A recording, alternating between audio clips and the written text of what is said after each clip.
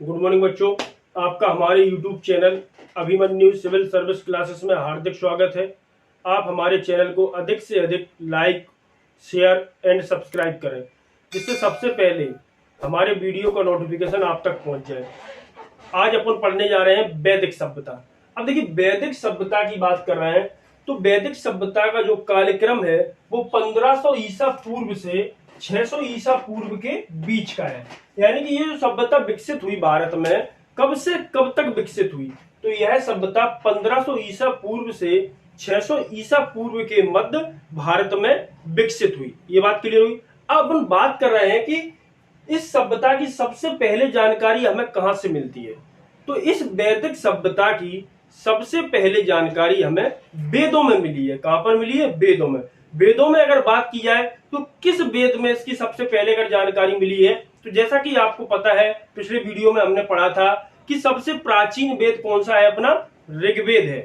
तो सबसे पहले इस सभ्यता की जो जानकारी हमें प्राप्त हुई है वह ऋग्वेद में हुई है। कहां से हुई? ऋग्वेद में सबसे पहले इस सभ्यता के बारे में जानकारी मिलती है। तो अपन देख रहे हैं कि इस सभ्यता की सबसे पहले जानकारी हमें कहां मिली है? वेदों में। अगर वेदों में बात की जाए तो किस वेद में मिली है?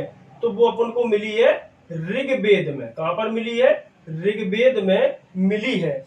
अब बात कर रहे हैं कि ये वैदिक सभ्यता जो थी ये किसके द्वारा विकसित की गई, यानी इनके संस्थापकों को अपन क्या कहते हैं? तो ऋग्वेद में देखिए मिल रही है इसकी जानकारी। तो वैदिक सभ्यता के संस्थापकों को हम लोग आर्य कहते हैं। क्या कहते हैं? आर्य। आर्य शब्द का प्रयोग किया गया है वैदिक सभ्यता के लिए। इसे अपन वैदिक सभ्यता भी कहते हैं या आर्य सभ्यता भी कहते हैं। समझ गए मेरी बात?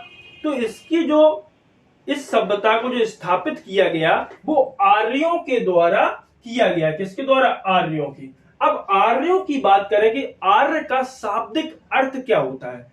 आर्य का शाब्दिक अर्थ होता है सुसंस्कृत। कैसा? सुसंस्कृत या श्रेष्ठ कुल में उत्पन्न। श्रेष्ठ कुल या श्रेष्ठ जन में उत्पन्न व्यक्तियों के द्वारा इस सभ्यता का विकास किया गया भारत में।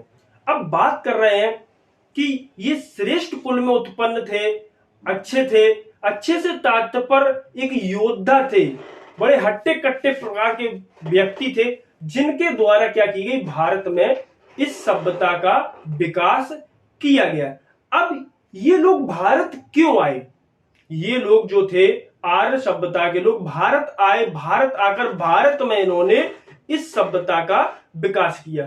तो देखिए, ये लोग भारत बेसिकली चारे की खोज में आए थे। किसकी खोज में आए थे? चारे की खोज में ये लोग भारत आए। और भारत में आकर ही इन्होंने क्या किया? भारत में जो निम्न कुल के लोग थे उन पर अपना अधिकार स्थापित कर लिया। क्या कर लिया? उनको दबा लिया। एक तरीके से कहें अपन, उनको अपना दास बना लिया। दास के बाद ये दस्यु बने, दस्यु से ही ये शूद्र बने। समझ गए मेरी बात? तो इनने क्या किया? आर्य लोगों ने अच्छे कुल में उत्पन्न थे, हट्टे कट्टे थे, योद्धा थे, तो इन्होंने क्या किया? भारतीयों पर अपना अधिकार स्थापित कर लिया और इन्हें अपना दास बना लिया। समझ गए मेरी बात? अब अपन देख रहे हैं कि आर्य का शाब्दिक अर्थ क्या है? श्रेष्ठ कुल में उत्पन्न। श्रेष्ठ कुल में उत्पन्न या सुसंस्कृत व्यक्ति। क्या कह रहे हैं अपन इसी को? सुसंस्कृत व्यक्ति। समझ गए? इनके द्वारा क्या किया गया?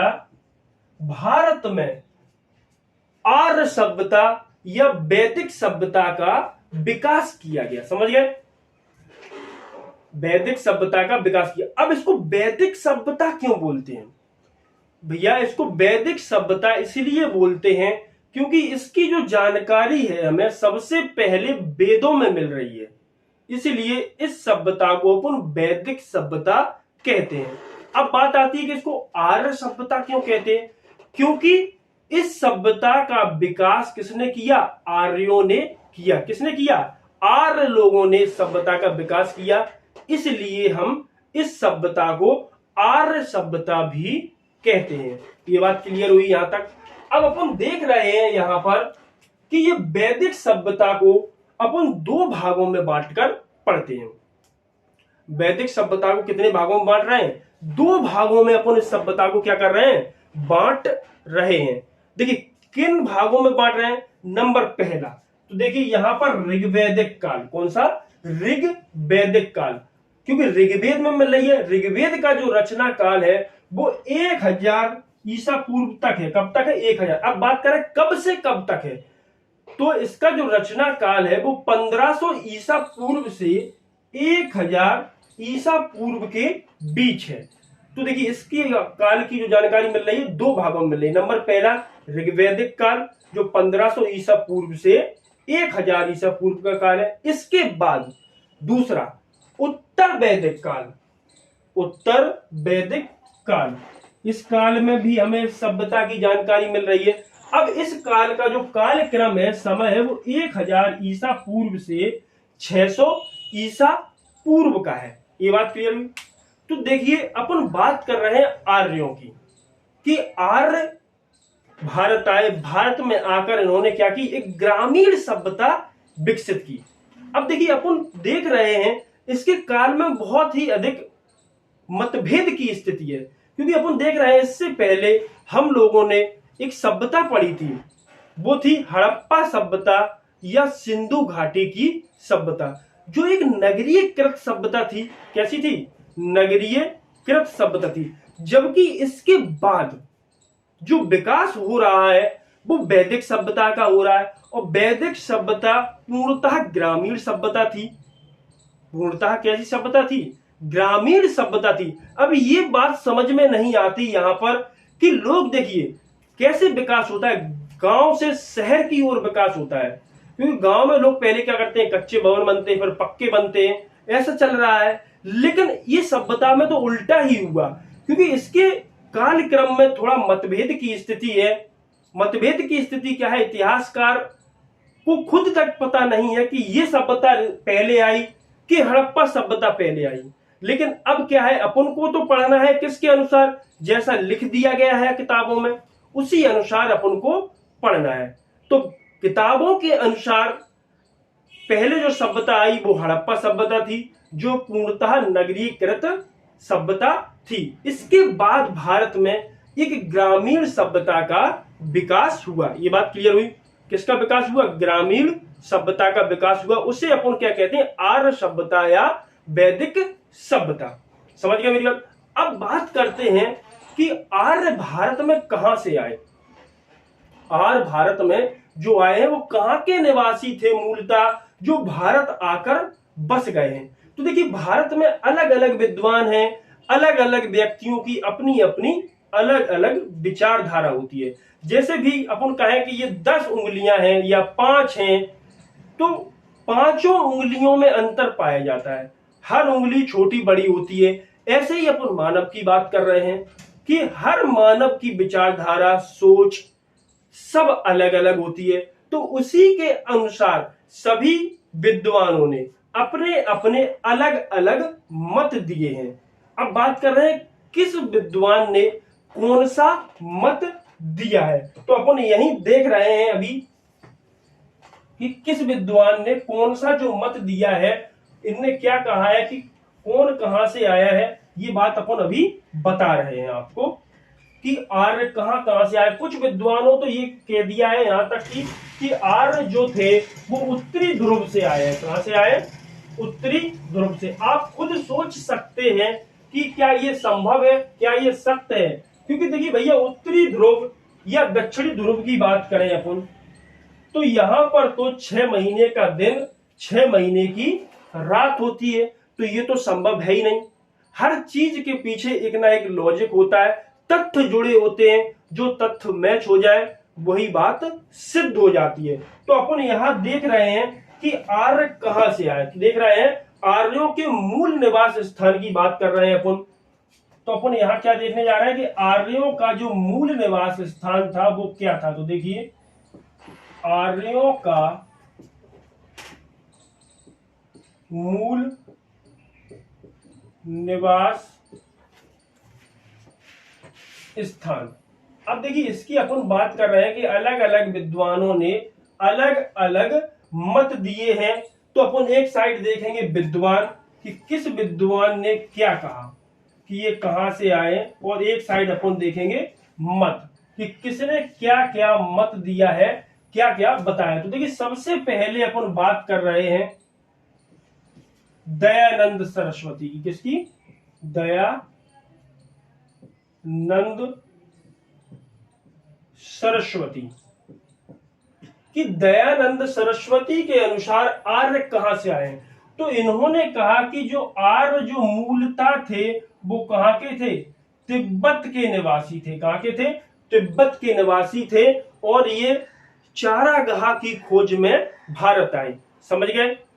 तो इनने तो ये कह दिया, और ये अपने तथ्य स्पष्ट नहीं कर पाए, तो इसलिए इनका मत नहीं माना जाता है। समझ गए?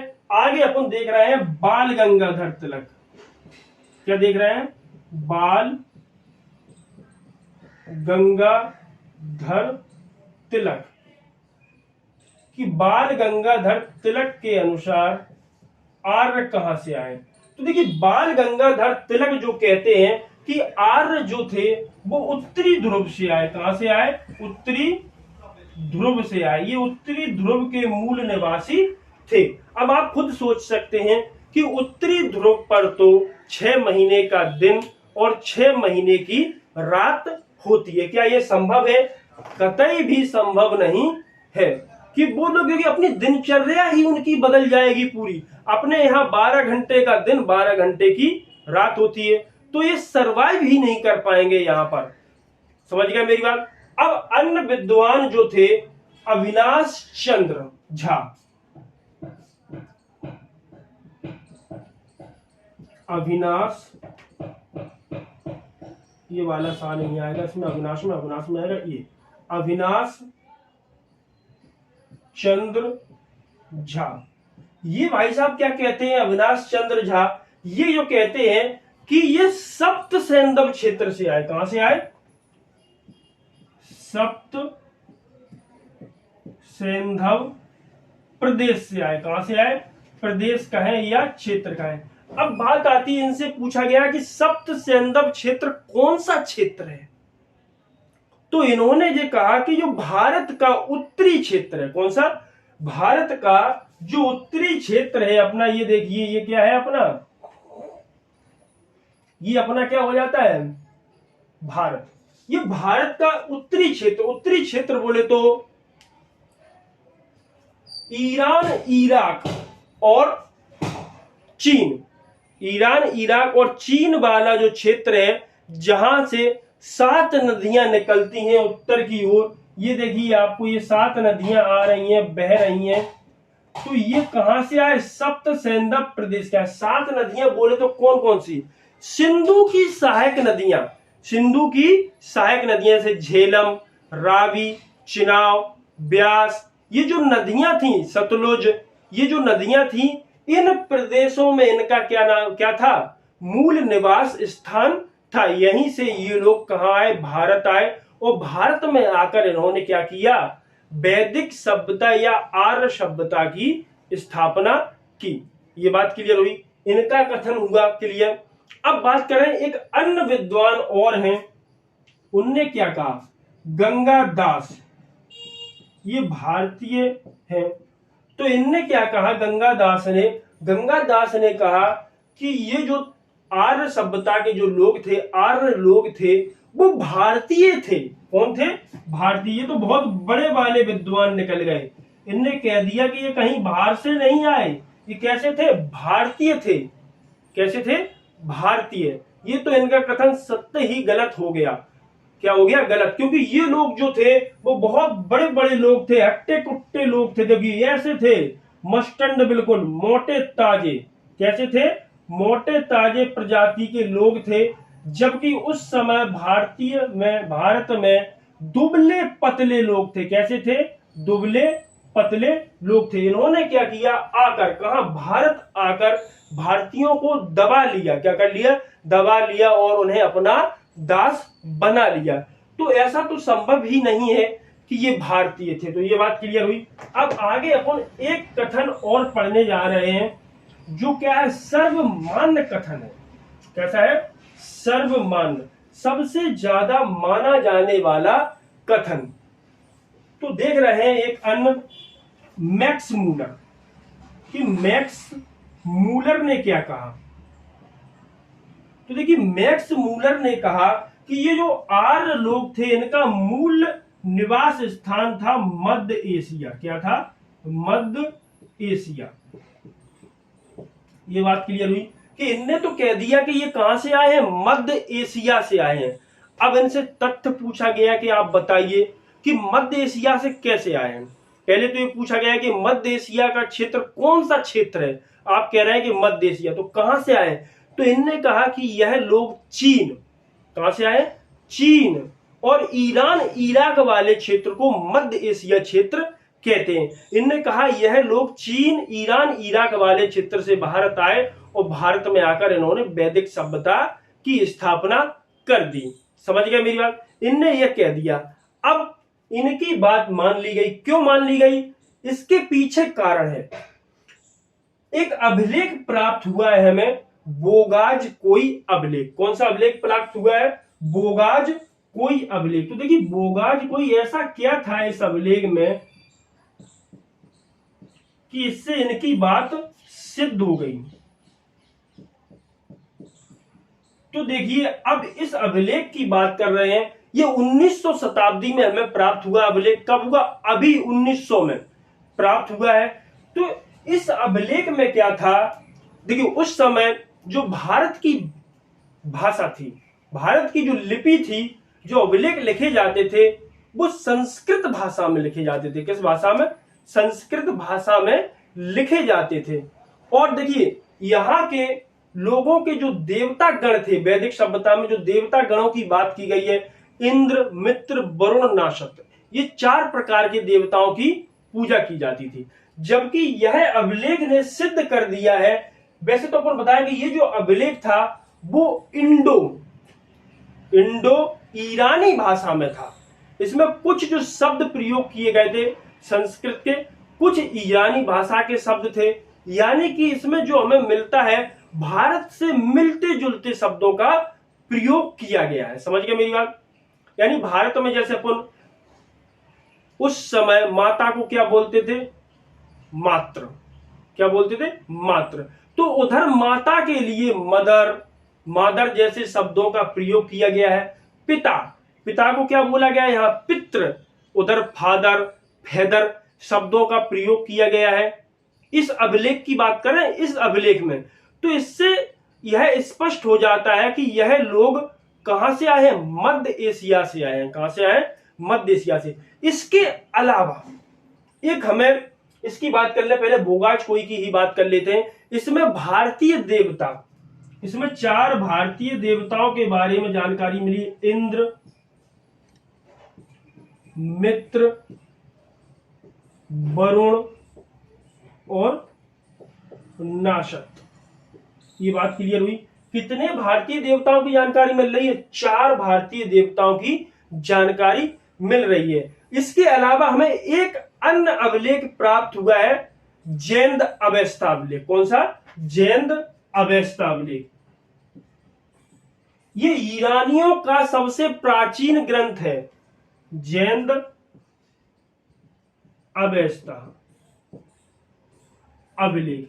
अब देखिए ईरानियों का प्रसिद्ध ग्रंथ कौन सा है? जैंद अवेस्ता। इसमें भी हमें इन्हीं भारतीय देवताओं के बारे में उल्लेख मिल रहा है और इसके साथ साथ हमें भारतीय भाषा का प्रयोग मिल रहा है। सो इस बात से पुष्टि हो जाती है कि ये जो लोग थे, कौन से वैदिक सभ्यता के लोग जो थे, आर्य लोग जो थे, वो कहां से आए हैं? वो मध्य एशिया से आए हैं। अब ये जैंद अवेस्ता क्या है? ईरानी ग्रंथ। क्या है? ईरानी ग्रंथ। यानी कि ईरानी ग्रंथ ईरान का सबसे प्राचीन ग्रंथ है। समझ गए मेरी बात? ईरान का कैसा है? सबसे प्राचीन ग्रंथ है, जिसमें हमें क्या जानकारी मिल रही है? सेम भाषा का प्रयोग किया गया है और इसमें भी भाषा का प्रयोग किया गया है। भारतीय लोग भी वही भाषा का, लिपि का प्रयोग करते थे। इस बात से पुष्टि हो जाती है कि आर्यों के द्वारा जो सभ्यता विकसित की गई थी भारत में, वो कहाँ के निवासी थे? वो मध्य एशिया के निवासी थे। ये बात क्लियर हुई। अब बात कर रहे हैं कि इन्होंने जो भारत में आकर जो सभ्यता विकसित की, वह भारत की सबसे प्राचीन ग्रामीण सभ्यता थी। ये बात क्लियर है। तो ये देखिए, अपन इसको हटा देते हैं और यहीं पर लिखते हैं कि वैदिक सभ्यता कैसी थी? भारत की सबसे प्राचीन सभ्यता थी। तो यहां अपन देख रहे हैं वैदिक सभ्यता बहुत ही इंपॉर्टेंट पॉइंट है, कई बार एग्जाम में पूछा गया है। वैदिक सभ्यता भारत की सबसे ग्रामीण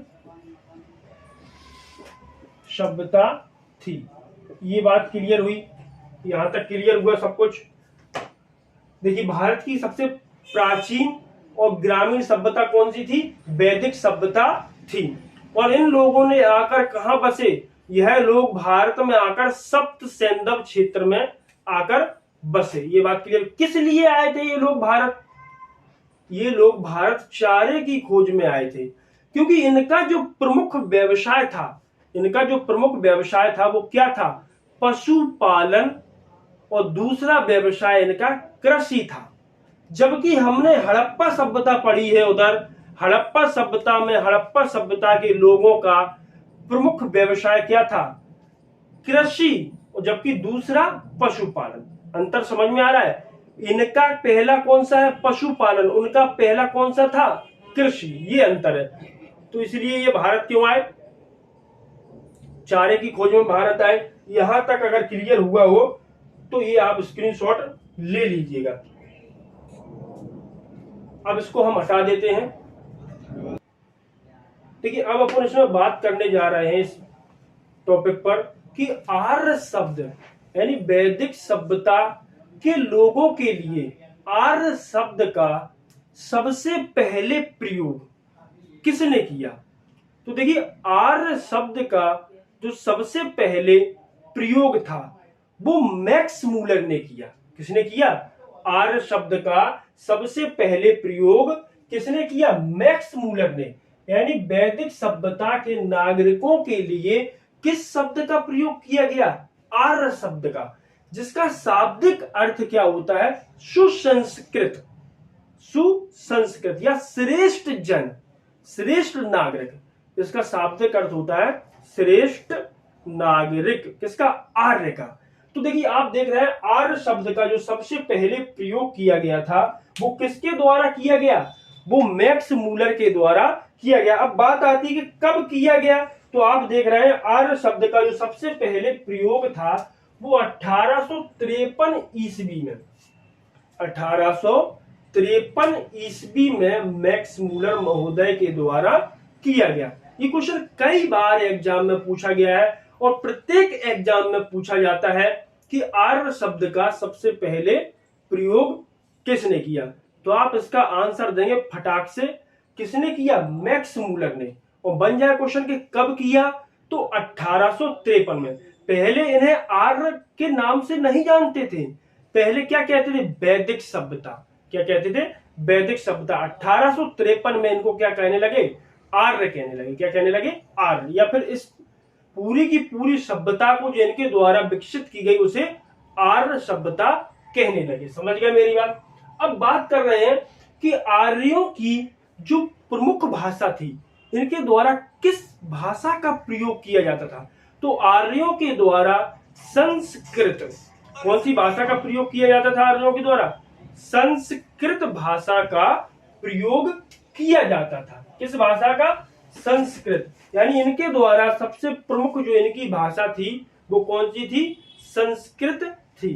अब बात कर ले आगे कि इनका प्रमुख व्यवसाय कौन सा था? तो आर्यों का प्रमुख व्यवसाय पशुपालन था, क्योंकि जैसा कि हमने आपको बताया अभी कि ये लोग बेसिकली भारत में, इनका उद्देश्य क्या था भारत आने का? तो ये लोग चारे की खोज करते करते, पशुओं के लिए जो चारा चाहिए था उसकी खोज करते करते कहां पहुंच गए? भारत। भारत में सप्त सैंधव प्रदेश में आकर पहुंच गए, क्योंकि नदियों के किनारे बेसिकली जितनी भी सभ्यताएं होती हैं वो सभी किसी ना किसी नदी के किनारे स्थित होती, क्योंकि नदियों से इनके लिए कृषि के लिए जल, पशुओं के लिए जल, पीने के लिए जल, यानी सब उपलब्ध हो जाता था। इसलिए पहले जितनी भी सभ्यताएं विकसित होती थी वो किसी ना किसी नदी के किनारे विकसित होती थी। तो ये बात क्लियर हुई कि इनका प्रमुख व्यवसाय क्या था? पशुपालन। जबकि इनका दूसरा व्यवसाय क्या था? कृषि। तो देखिए अपन देख रहे हैं इस सभ्यता का प्रमुख व्यवसाय क्या था? पहले नंबर पर अपन लगाएंगे पशुपालन, और इनका दूसरा व्यवसाय क्या था? कृषि था। ये बात क्लियर हुई।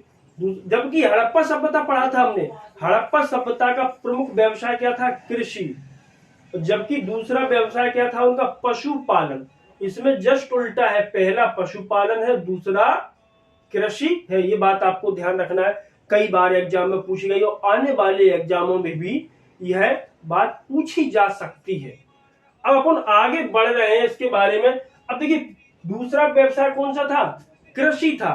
तो इस सभ्यता में हमें कई प्रकार की फसलों का उल्लेख मिलता है कि इस सभ्यता में कई प्रकार की फसलों को बोया जाता था। समझ गया मेरी बात?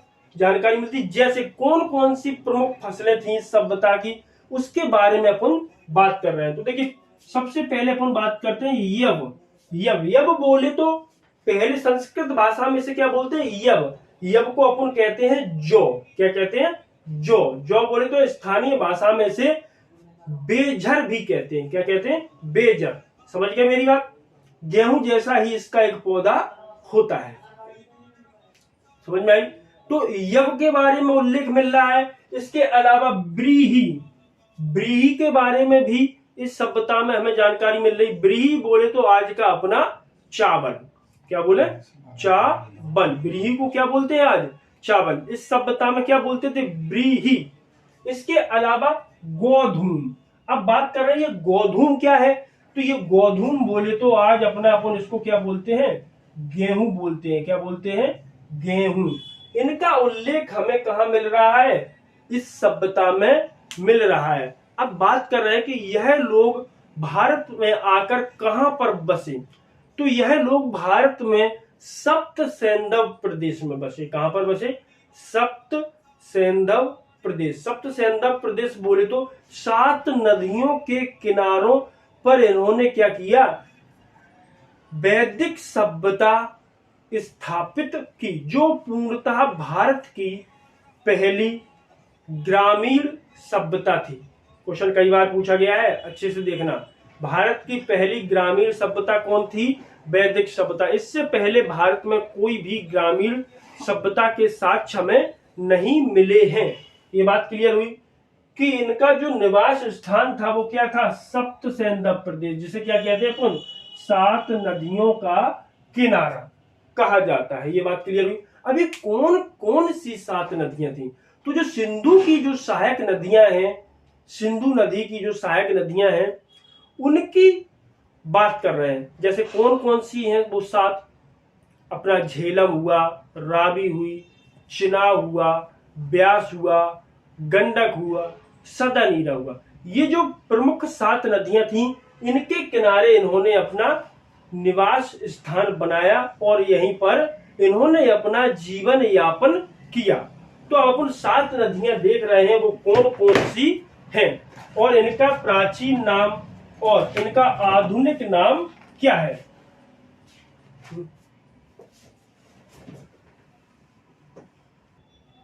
ठीक है, अपन पढ़ रहे थे कि वैदिक कालीन नदियों की अगर अपन बात करें कि वैदिक सभ्यता या सप्त सैंधव प्रदेश की बात कर रहे हैं, तो ये जो सभ्यता थी बेसिकली 7 नदियों के किनारे बसी हुई थी। ये कौन कौन सी 7 नदियां थी उनको अपन देख रहे हैं। उनके प्राचीन नाम भी देखेंगे, उनके आधुनिक नाम भी देखेंगे। तो पहला अपन देख रहे हैं प्राचीन नाम लिख रहे हैं एक साइड अपन ने लिखा है आधुनिक नाम। तो पहली जो नदी थी वो कौन सी थी? पुरुषणी। इसका प्राचीन नाम क्या है? पुरुषणी। आधुनिक नाम इसका रावी है। दूसरा सुतुंद्री, सुतुंद्री को आज अपन क्या बोलते हैं, सतलज के नाम से जानते हैं। इसके अलावा बिपाशा, बिपाशा बसु नहीं है, बिपाशा नदी है। बिपाशा, बिपाशा बोले तो ब्यास, इसको आज अपन ब्यास नदी के नाम से जानते हैं। बितस्ता, बितस्ता को आज अपन झेलम नदी के नाम से जानते हैं। समझ गया मेरी बात। इसके अलावा दृशदती, दृशदती को आज अपन क्या कहते हैं, घग्गर नदी के नाम से जानते हैं। गोमल, गोमल, गोमल को अपन गोमल, गोमल की अगर बात कर रहे हैं अपन, गोमल को अपन गोमती कहते हैं। क्या कहते हैं, गोमती। गोमल को क्या कहते हैं, गोमती। आज इसका नाम क्या है, गोमती। इसके अलावा सदानीरा, सदानीरा को आज अपन गंडक नदी के नाम से जानते हैं। ये नदियां पढ़ ली, कौन कौन से इसके प्राचीन आधुनिक नाम, इसका स्क्रीनशॉट ले लो। इसके बाद अपन आगे बता रहे हैं आपको, वैदिक काल की नदियां अपन ने देख ली हैं। नदियों के बाद अपन बात कर रहे हैं कि वैदिक काल की सबसे महत्वपूर्ण नदी कौन सी थी। तो देखिए, वैदिक काल में जो सबसे ज्यादा महत्वपूर्ण, सबसे ज्यादा उपयोग आने वाली नदी सिंधु थी। कौन सी थी, सिंधु। तो देखिए यहां देख रहे हैं अपन, वैदिक काल की सबसे महत्वपूर्ण नदी कौन सी है, सिंधु है। समझ गए, कौन सी है, सिंधु सबसे महत्वपूर्ण नदी है। अब बात कर रहे हैं कि वैदिक काल की सबसे पवित्र नदी कौन सी थी। तो वैदिक काल की सबसे पवित्र नदी सरस्वती को माना गया है। किसको माना गया है, सरस्वती नदी को वैदिक काल की सबसे पवित्र नदी माना गया है। इसे नदी की जननी, सरस्वती नदी को नदियों की जननी कहा गया है। जननी बोले तो नदियों की माता कहा गया है। क्वेश्चन बनता है कि किस नदी को नदियों की जननी कहा गया है वैदिक काल में, तो अपन कहेंगे सरस्वती नदी को नदियों की जननी या मां कहा गया है। समझ गया मेरी बात। यह सबसे पवित्र नदी थी। कैसी थी, सबसे पवित्र नदी। कौन सी, सरस्वती, जिसे क्या कहा गया है, नदितमा। नदितमा बोले तो नदियों की जननी या मां। समझिए, नदितमा का शाब्दिक अर्थ होता है नदियों की जननी या नदियों की माता। ये बात क्लियर हुई। इसके बाद अपन अगर बात कर रहे हैं कि वैदिक काल में ही, या अपन कहें वैदिक सभ्यता में ही या आर्य सभ्यता में ही हमें गंगा नदी का एक बार उल्लेख मिल रहा है। गंगा नदी का कितनी बार उल्लेख किया गया है वैदिक काल में, एक बार। जबकि यमुना नदी का, जबकि यमुना नदी का 3 बार उल्लेख मिल रहा है। ये बात हमने पढ़ ली। अब इसके बाद अपन नेक्स्ट टॉपिक में पढ़ेंगे कि वैदिक सभ्यता की राजनीतिक इकाई क्या थी, यहाँ की व्यवस्थाएं कैसी थी। धन्यवाद। ये आप स्क्रीनशॉट ले लीजिएगा।